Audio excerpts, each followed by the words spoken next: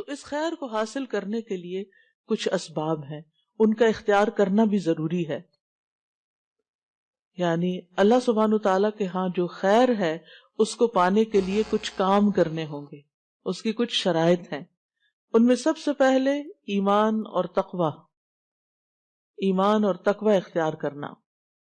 اللہ تعالیٰ کا فرمان ہے، وعدہ ہے، وَلَوْ أَنَّ أَهْلَ الْقُرَىٰ آمَنُوا وَاتَّقَوْا لَفَتَحْنَا عَلَيْهِمْ بَرَكَاتٍ مِّنَ السَّمَاءِ وَالْأَرْضِ وَلَٰكِنْ كَذَّبُوا فَأَخَذْنَاهُمْ بِمَا كَانُوا يَكْسِبُونَ. اور اگر واقعی بستیوں والے ایمان لے آتے اور بچ کر چلتے، تقوی اختیار کرتے، تو ہم ضرور ان پر آسمان اور زمین سے بہت سی برکتوں کے دروازے کھول دیتے، ہم ان پہ برکتیں عام کر دیتے. لیکن انہوں نے ہی جھٹلا دیا، تو ہم نے انہیں اس کی وجہ سے پکڑ لیا جو وہ کمایا کرتے تھے. تو جب کسی انسان کے اندر، جب کسی لیڈر کے اندر حقیقی معنوں میں ایمان اور تقوی ہوتا ہے، تو پھر ہو نہیں سکتا کہ اس کی قوم خیر نہ پائے اور ان کے لیے خیر کے دروازے نہ کھلیں. لیکن جب کسی قوم سے یہ مفقود ہو جاتا ہے، وہاں ظلم عام ہو جاتا ہے، بے حیائی عام ہو جاتی ہے، اور اسی طرح کی اور بہت سی برائیاں عام ہو جاتی ہیں، تو پھر خیر ان سے روک لی جاتی. خیر تقوی کے ساتھ ہے، خیر عدل و انصاف کے ساتھ ہے. امام ابن تیمیہ نے کہا تھا کہ عدل و انصاف کے ساتھ ایک نان مسلم حکومت جو ہے وہ بھی کامیاب ہو سکتی ہے، اور ظلم کے ساتھ مسلمانوں کی حکومت بھی قائم نہیں رہتی. دوسری چیز ہے فرائض کی ادائیگی کرنا. جب انسان اپنے فرائض پورے کرتا ہے جو عبادات کی شکل میں ہے، یا جس عہدے پر وہ ہے اس کے جو فرائض اور تقاضے ہیں ان کو پورا کرتا ہے، تو اس کے نتیجے میں بھی اس کے لیے اللہ تعالی کی طرف سے بھلائی آتی ہے. سورۃ نور میں آتا ہے، رجال لا تلہیہم تجارۃ ولا بیع عن ذکر اللہ واقام الصلاۃ وایتاء الزکاۃ یخافون یوما تتقلب فیہ القلوب والابصار لیجزیہم اللہ احسن ما عملوا وَيَزِيدَهُم مِّن فَضْلِهِ وَاللَّهُ يَرْزُقُ مَن يَشَاءُ بِغَيْرِ حساب.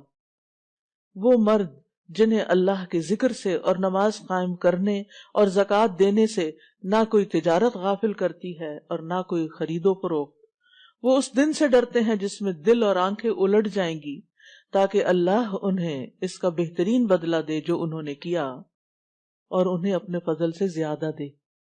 یعنی جب کوئی شخص، خاص طور پر مردوں کی بات ہو رہی ہے یہاں پر، کیونکہ جب وہ اپنے جاب پر یا بزنس پر ہوتے ہیں تو پھر ان کو یہ ہوتا ہے کہ اور کما لیں اور کما لیں اور کما، نمازوں میں بھی دیر اور اپنے فرائض میں بھی دیر.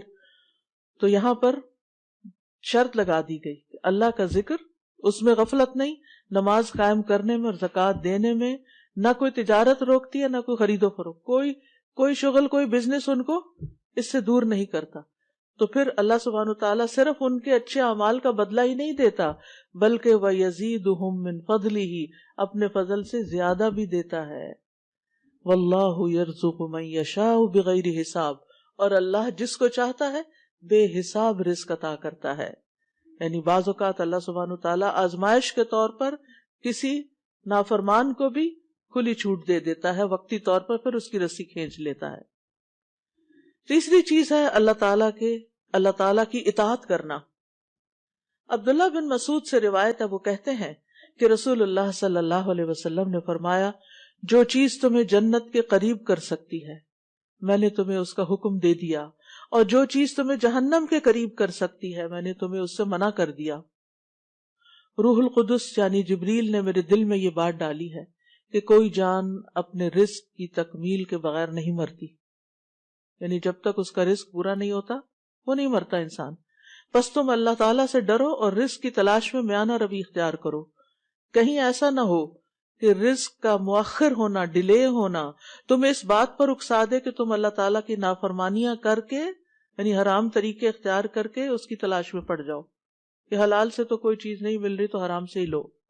یاد رکھو، جو کچھ اللہ تعالیٰ کے پاس ہے اسے اللہ تعالیٰ کی اطاعت سے ہی حاصل کیا جا سکتا ہے، لہذا انسان اللہ تعالیٰ کی اطاعت سے کبھی بھی منہ نہ موڑے. پھر اسی طرح نرمی اختیار کرنا خیر لانے کا باعث ہوتا ہے. ابو درداء کہتے ہیں نبی صلی اللہ علیہ وسلم نے فرمایا جس شخص کو نرمی میں سے حصہ مل گیا اسے اس کی بھلائی کا حصہ بھی مل گیا، اور جو شخص خیر کے حصے سے محروم رہا، یعنی خیر کے اس حصے سے، وہ بھلائی سے بھی محروم رہا۔ پھر خیر کے دروازے کون سے ہیں؟ نبی صلی اللہ علیہ وسلم نے فرمایا کیا میں تمہیں خیر کے دروازے نہ بتاؤں؟ روزہ ڈھال ہے، صدقہ گناہوں کو ایسے بجھا دیتا ہے جس طرح پانی آگ کو بجھا دیتا ہے۔